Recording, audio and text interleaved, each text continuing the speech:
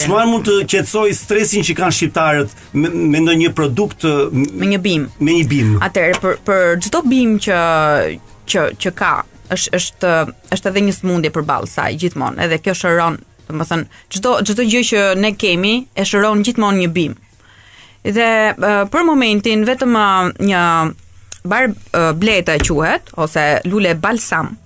Balsam i thonë edhe asaj lule së verdhë që e përdorin për gjëra të tjera, por balsam është lule balsamike sepse gjetja e saj shkëlqen si balsam. Dhe ka një aromë shumë të fortë për të qetësuar sistemin nervor, qoftë edhe ta nuhasësh. Po është në Shqipëri kjo lule? Po, me shumicë, ka vende që ka shumë.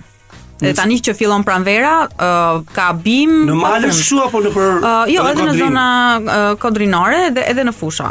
Për të qetësuar sistemin nervor duhet bari balsamik ose bima e bletës, që ka një gjete shumë jeshile dhe një aromë shumë të fortë. Fillon të çel në pranverë tani në maj deri në shtator.